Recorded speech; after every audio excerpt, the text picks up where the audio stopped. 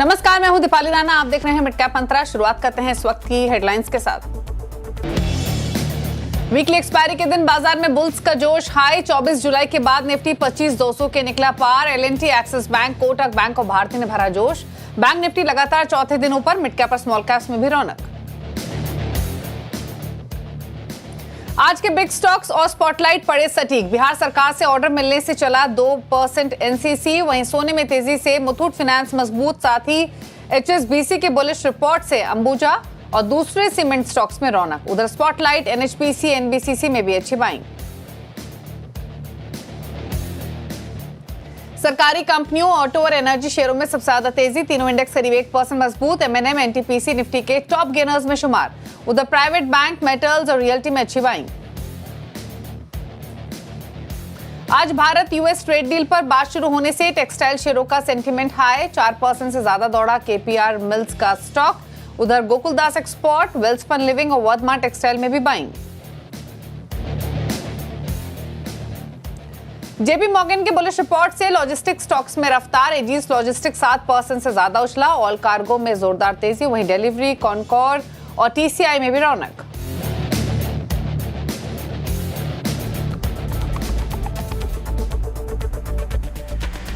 आप देख रहे हैं मिड कैप मंत्रा। फटाफट से मार्केट का मूड माहौल आपके सामने लेकर आते हैं, जहां पर सेलेक्ट पॉकेट्स में अच्छी बाइंग देखने को मिल रही है। इंडेक्स में कॉन्फिडेंस दिखाई दे रहा है, क्योंकि दिन के ऊपरी स्तरों पर इनफैक्ट इस समय भारतीय बाजार ट्रेड कर रहे हैं। 130 अंकों की बढ़त के साथ निफ्टी 25,198 के लेवल्स पर है। इंपॉर्टेंट यह है कि जहां से बाजार खुले और अब तक की जर्नी आप देखेंगे तो ये ट्रेंड ऊपर की तरफ ही रहा है। स्लोली एंड ग्रेजुअली बाजार तेजी के मूड में ही दिखाई दे रहा है। और इनफैक्ट सुबह जब चर्चा हो भी रही थी तो हमारे मैनेजिंग एडिटर अनुज सिंघल ने साफ कहा था कि लॉन्ग करना चाहिए। ये क्लियरली कहा था कि अभी भी ट्रेलिंग स्टॉप लॉस नहीं लगा है।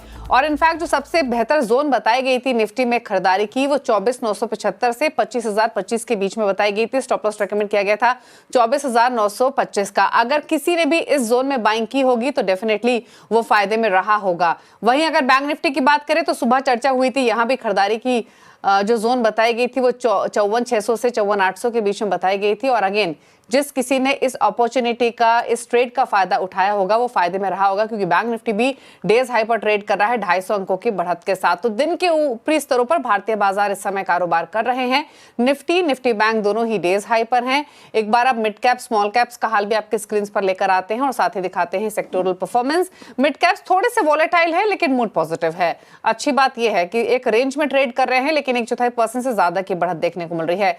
इंटरेस्टिंग ये है कि आप कल का सेशन देखें या आज का सेशन देखें, कॉन्फिडेंस मिड कैप्स के बजाय स्मॉल कैप्स में ज्यादा दिखाई दे रहा है। इनफैक्ट एक तरफा चाल कल स्मॉल कैप इंडेक्स में देखने को मिल रही थी। आज भी एक तरफा मूव ही तेजी की तरफ स्मॉल कैप में दिखाई दे रहा है। दिन के ऊपरी स्तरों पर 1% के गेंस के साथ स्मॉल कैप इंडेक्स कर रहा है ट्रेड। मार्केट की ब्रेथ भी पॉजिटिव है। 1860 स्टॉक से जो तेजी के साथ कारोबार कर रहे हैं, 932 स्टॉक से जो गिरावट के साथ कर रहे हैं ट्रेड इस समय। अब एक बार सेक्टोरल परफॉर्मेंस और दिखाते हैं कौन कौन सी वो पॉकेट्स हैं सेक्टर स्पेसिफिक जहां पर अच्छी बाइंग आज के कारोबार में देखने को मिल रही है। हीट मैप लेकर आते हैं। बाजार तो दिन के ऊपरी स्तरों पर है ही। निफ्टी बैंक, निफ्टी फाइनेंशियल सभी में बाइंग देखने को मिल रही है आज के सेशन में। लेकिन अगर सेक्टोरल परफॉर्मेंस देखेंगे तो आज के कारोबार में इनफैक्ट निफ्टी पीएसयू बैंक में उतना खास एक्शन नहीं है, लेकिन कुछ पॉकेट्स है जहां पर बाइंग देखने को मिल रही है। डिफेंस इंडेक्स आप देखेंगे 0.5% ऊपर ट्रेड कर रहा है। मेटल्स में थोड़ा बहुत स्पार्क अब एक्सटेंडेड आता हुआ दिखाई दिया है। दिन के ऊपरी स्तरों पर ट्रेड कर रहा है 0.1% के गेंस के साथ। ऑटोज में बाइंग है। 1% ऊपर निफ्टी ऑटो इंडेक्स कारोबार कर रहा है आज के सेशन में। फार्मा हालांकि थोड़ा सा लैक लस्टर है, यहाँ पर कोई खास एक्शन नहीं है। रियल्टी कल चल गया, आज थोड़ा सुस्ता रहा है आज के कारोबार में, तो ये रियल्टी का हाल है। तो ऑटोज हुए, ऑयल एंड गैस हुए, यहाँ पर बाइंग देखने को मिल रही है। फाइनेंशियल्स में थोड़ा बाइंग इंटरेस्ट देखने को मिल रहा है आज के सेशन में। लेकिन ट्रेड्स आप कहाँ ले सकते हैं, इस पर करते हैं बातचीत। wavestrategy.com के फाउंडर और सीईओ आशीष क्याल हमारे साथ मौजूद हैं। आशीष, गुड आफ्टरनून। बताइए, निफ्टी बैंक निफ्टी तेजी के मूड में, जिनके पास हो पोजीशंस वो क्या करें, नई पोजीशंस बनाने का कितना स्कोप दिख रहा है दोनों इंडेक्स पर? Good afternoon Deepali. देखिए, बाजार की जो चाल है वो पिछले 9 से 10 दिन से बाई साइड पे, अगर आप निफ्टी की बात करें तो 10 दिन हो चुके हैं जब इसने लो बनाया था। उसके बाद से एक भी बार क्लोज प्रायर डे लो के नीचे नहीं गया। इससे पता चलता है कि ओवरऑल जो रुझान है वो बाई साइड पे। और आज के दिन इसने इसका जो प्रीवियस स्विंग था 25,150 के आसपास का, उसे भी ब्रेक कर चुका है। तो overall trend buy on dips पे हो सकती है। यहाँ पे अगर कोई भी डिप मिलती है 25,160 के आसपास, वहां बाय करके चलिए। ऊपर में टारगेट करीबन 25,260 का देखा जा सकता है शॉर्ट टर्म के लिहाज से, और स्टॉप लॉस आपको लगाना होगा करीबन 25,050 का। तो डिप्स पे बाय करने की राय होगी बेटर रिस्क रिवॉर्ड के लिए। और बैंक निफ्टी अगर देखें तो बैंक निफ्टी ने बहुत ही अच्छा मूव दिखाया पिछले 6 से 7 दिन में, और धीरे धीरे करके ये भी अपना जो लॉसेस इसने जो दिखाए थे अगस्त के महीने में वो रिकवर करता हुआ नजर आ रहा है। तो बैंक निफ्टी पे भी बाय की राय होगी। ऊपर में जो टारगेट बैंक निफ्टी पे देखा जा सकता है वो करीबन 55,800 के आसपास देखा जा सकता है, पोजिशनल पर्सपेक्टिव से मैं बात कर रहा हूँ। और नीचे में जो स्टॉप लॉस लगाना है, आज का जो लो है वो बहुत ही इंपॉर्टेंट है, जो 54,780 के पास का है। ओके, स्टॉक स्पेसिफिक अप्रोच आपकी क्या रहेगी आशीष? कुछ ट्रेड्स जो आप रेकमेंड करेंगे? स्टॉक स्पेसिफिक में देखिए कैनफिन होम्स एक है, यहाँ पर आज हम हाउसिंग फाइनेंस कंपनीज में अच्छा खासा मोमेंटम देख पा रहे हैं, और कैनफिन होम ने काफी अच्छा रुझान दिखाया है अभी के समय में, और यहाँ पर एक अच्छा inverted head and shoulder pattern भी दिख रहा है, वॉल्यूम्स के साथ में बहुत बड़ी बुलिश कैंडल बनी है। तो ओवरऑल बाय की राय होगी कैनफिन होम्स में। ऊपर में जो टारगेट है वो करीबन 820 का है, और स्टॉप लॉस 750 का लगाना होगा। और दूसरा स्टॉक जो बाई साइड पे रहेगा वो यहाँ पर एम्बर एंटरप्राइजेज में है। काफी समय के बाद में इसने करीबन अपने 8,100 का जो आंकड़ा था जहां से बार बार रिवर्स हो रहा था उसे ब्रेक किया है, तो बहुत स्ट्रॉन्ग ब्रेकआउट है एम्बर एंटरप्राइज पे। यहाँ पर टारगेट ऊपर में आते करीबन 8,750 के, और स्टॉप लॉस लगाना होगा 8,000 का। ओके, तो एम्बर एंटरप्राइजेस यहाँ पर खरीदारी की सलाह है। कैनफिन होम्स ये एक ट्रेड है जहाँ पर आप पोजीशन तेजी की तरफ बना सकते हैं। दोनों स्टॉक्स डेज हाई पर कारोबार कर रहे हैं, लेकिन यहाँ पर अभी भी खरीदारी की अपॉर्चुनिटी दिखाई दे रही है। 820 के लाइकली टारगेट्स कैनफिन होम्स में, 750 का स्टॉप लॉस आप मेंटेन करें, बाय करके चलें। और एम्बर एंटरप्राइजेस में 8750 के टारगेट रहेंगे, 8000 का स्टॉप लॉस आपको मेंटेन करना होगा। तो यहाँ भी खरीदारी की ही पोजीशन इनिशिएट करने की सलाह आपको दी जा रही है। लेकिन अब बात करते हैं लॉजिस्टिक्स स्टॉक्स की, जहां पर शानदार मोमेंटम है आज के सेशन में। एजिस लॉजिस्टिक्स का स्टॉक देखिए तो 6% ऊपर है। लॉजिस्टिक्स स्टॉक्स पर दरअसल जेपी मॉर्गन की एक इंटरेस्टिंग रिपोर्ट आई है। क्या कहा गया है इस रिपोर्ट में कि इतनी शानदार बाइंग एमर्ज हुई है, उसकी डिटेल्स बताने के लिए आशीष चतुर्वेदी हमारे साथ हैं। आशीष बताइए। देखिए, बढ़िया रिपोर्ट्स यहाँ पर देखने को मिली है, पूरे सेक्टर पर कवरेज है। दरअसल अगर आप देखें तो इस कवरेज में कुछ स्टॉक इन्हें ज़्यादा पसंद है, कुछ कम पसंद है, विस्तार से जानेंगे। लेकिन सबसे पहले सबके टारगेट प्राइस और रेटिंग ये एक बार आपकी स्क्रीन पर ले आता हूँ, जहाँ पर आप देख सकते हैं कि एजिस लॉजिस्टिक्स, इस पर कन्विक्शन काफ़ी ज़्यादा, 895 का टारगेट है, ओवरवेट की रेटिंग है। डिलीवरी यहाँ पर भी ओवरवेट की रेटिंग के साथ 575 का टारगेट है।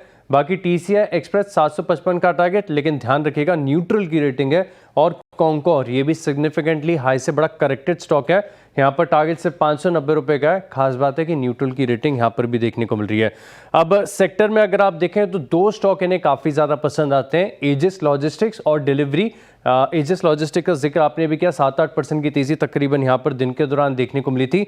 अब एजिस लॉजिस्टिक्स में अगर आप देखें तो ओवरवेट की रेटिंग के साथ 895 का टारगेट है, और इसके पीछे तर्क ये है कि मौजूदा भाव से अगर आप देखें तो तकरीबन 13% की अपसाइड देखने को मिल सकती है। लेकिन जो ऑयल एंड गैस स्पेस है, यहाँ पर ग्रोथ की महज अभी शुरुआत हो रही है।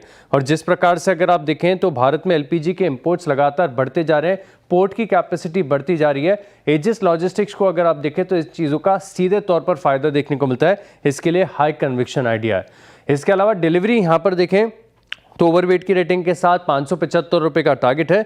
और ये बता रहे हैं कि ई कॉमर्स में, पूरे लॉजिस्टिक स्पेस में अगर देखा जाएगा तो ई कॉमर्स ऐसा सेगमेंट है जहां पर ग्रोथ आपको काफ़ी बढ़िया देखने को मिल सकती है। तो FY30 तक इनका जो EPS का अनुमान है कि करीब करीब 16% CAGR की ग्रोथ यहाँ पर देखने को मिलेगी।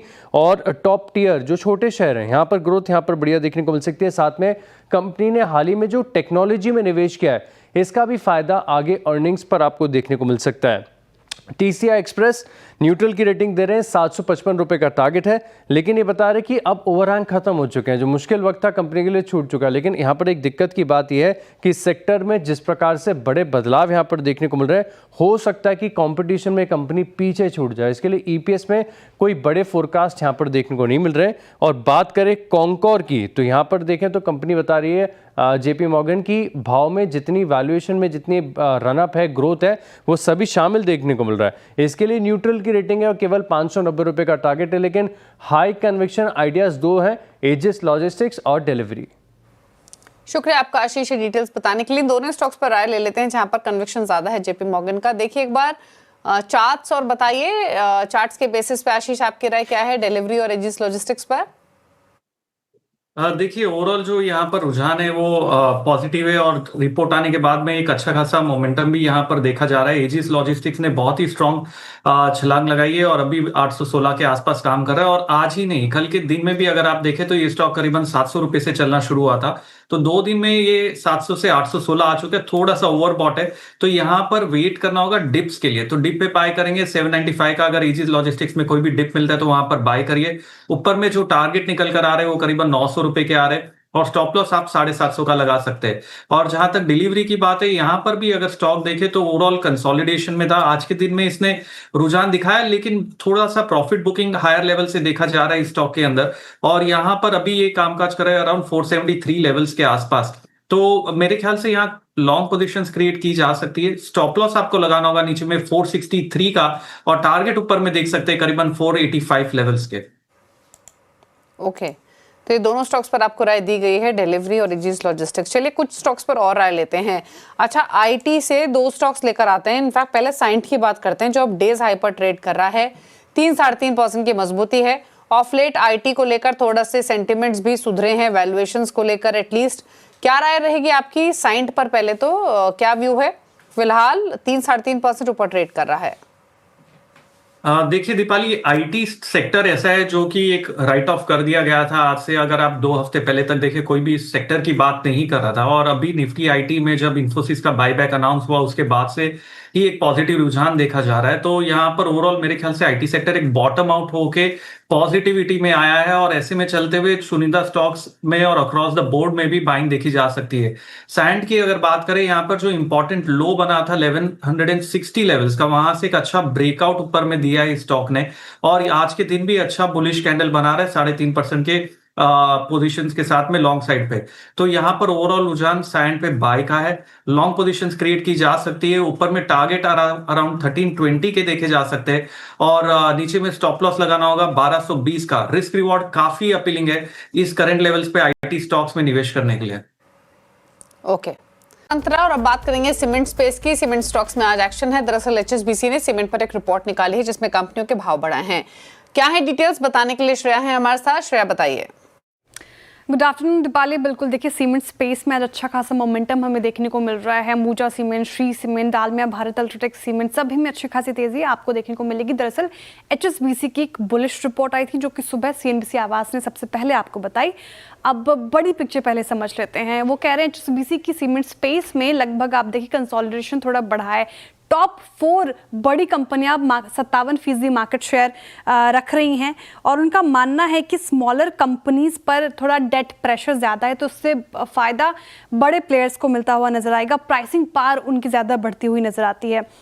फाइनेंशियल ईयर 26 में कैपेसिटी एडिशन भी करेगी बड़ी बड़ी कंपनियां, पीक होगा, उसके बाद सप्लाई प्रेशर थोड़ा कम होगा। और इसके मद्देनज़र उन्होंने कुछ स्टॉक सुझाए हैं।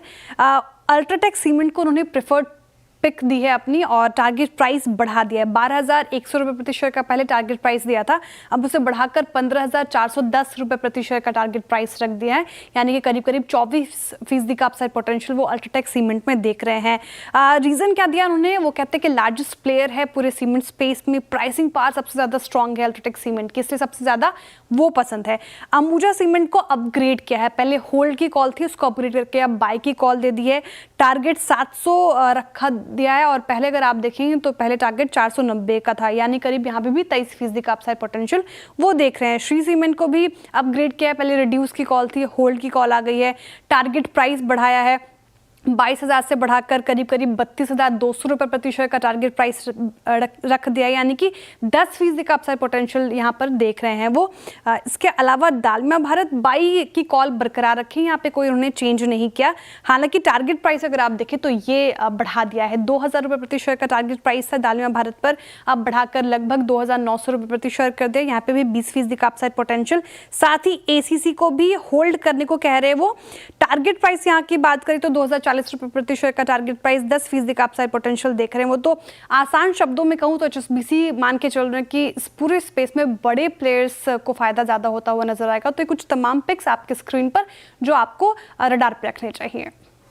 और मारुति ने अपनी नई एसयूवी विक्टोरियस की कीमतों का ऐलान कर दिया है। कीमत करीब 10.5 लाख रुपए से शुरू होती है और नवरात्र के पहले दिन कंपनी गाड़ियों की डिलीवरी शुरू करेगी। कंपनी के सीनियर ईडी पार्थो बनर्जी से बातचीत की, जहां उन्होंने पेंट अप डिमांड, आगे की बुकिंग, जीएसटी कटौती से लेकर तमाम मुद्दों पर बातचीत की।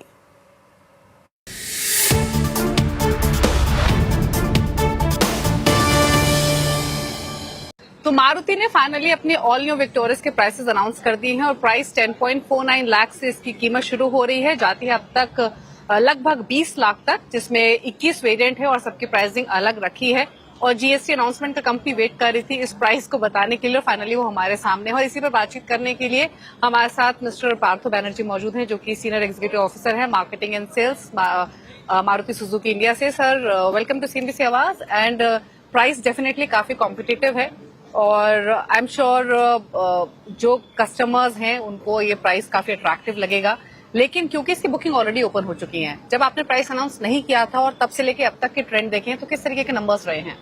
देखिए, ये जो हमने गाड़ी 3 सितंबर को लॉन्च की थी, अभी तक हम लोगों ने गाड़ी भी डिस्पैच नहीं की है शोरूम्स में और प्राइस भी आज बताया है, तब भी रोज हमको 1000 बुकिंग आ रही है एवरेज पे, जो कि बहुत ही अच्छा रिस्पांस है। अब क्योंकि जीएसटी कट्स आपने कंज्यूमर्स को पास ऑन किए हैं, किस तरीके के फेस्टिव सेल्स एक्सपेक्ट कर रहे हैं? कितना बूस्ट मिलेगा?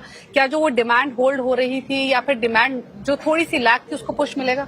देखिए, हमको अभी इस इनऑस्पिशियस पीरियड में भी एवरेज पे रोज 10,000 बुकिंग्स आ रही है, जो कि बहुत ही अच्छा हमें रिस्पांस दिख रहा है। ये कोई इमीडिएट पुश है या फिर लॉन्ग लास्टिंग इम्पैक्ट इस जीएसटी कट का रह सकता है? देखिए, शुरू में तो पेंट अप डिमांड होगी, जैसे कई कस्टमर्स थे आपके जो कि अगस्त के महीने में रुक गए थे, अनाउंस हुआ था, तो हम एक्सपेक्ट कर रहे हैं Q3 तो डिमांड बहुत ही अच्छी होगी, बट आगे चल के ये स्टेबलाइज होगा। ओके, अच्छा, एक फाइनल क्वेश्चन सर, जो भी अभी बुकिंग्स कर रहे हैं या जो अब तक बुकिंग्स हुई हैं वो जीएसटी कट वाले प्राइस पर हो रही हैं? मतलब काफी ब्रांड्स हैं जिन्होंने इमीडिएट पास किया, काफी ब्रांड्स हैं जिन्होंने कहा है कि आप अभी बुक कराइए, बिलिंग 22 को होगी और उस पर हम जीएसटी वाला प्राइस लागू होगा। मारुति का किस तरीके से? देखिए, हमने तो जिस दिन आपका ये जीएसटी काउंसिल का डिसीजन आया था कि जीएसटी कम कर रहे हैं, वेरी नेक्स्ट डे हमारे चेयरमैन सर ने क्लियरली प्रेस कॉन्फ्रेंस करके अनाउंस कर दिया था कि Maruti as a company is going to pass on पूरा जीएसटी का बेनिफिट हम कस्टमर को पास ऑन करेंगे।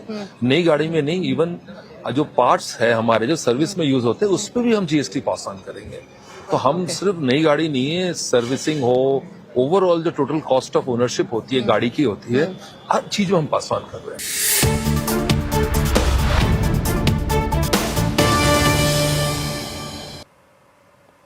आगे बढ़ेंगे और बात करते हैं खैरमा वन के अपडेट की। और इस हफ्ते जो मुकाबला चल रहा है वो फिनवर्सिफाई की को-फाउंडर ध्वनि पटेल, कोटक सिक्योरिटीज के अमोल अठावले और एसएसजे फाइनेंस के विरल छेदा के बीच में चल रहा है। रिटर्न की स्थिति आपकी स्क्रीन पर, लीड कर रहे हैं अमोल और विरल, काफी क्लोजली कॉम्पीट करते हुए पहले पायदान पर। ध्वनि पटेल का पोर्टफोलियो भी 3.5% के रिटर्न लैंड कर रहा है। तो ये रहा पूरा अपडेट। इसी के साथ एक ब्रेक पर आप देखिए नया कंपनी में बातचीत करेंगे यूरो प्रतीक सेल्स के आईपीओ के बारे में। हमारे साथ आईपीओ पर बातचीत करने के लिए मौजूद रहेंगे कंपनी के सीएमडी प्रतीक गुणवंतराज सिंघवी और सीएफओ जय गुणवंतराज सिंघवी से। एक छोटे से ब्रेक के बाद नमस्कार।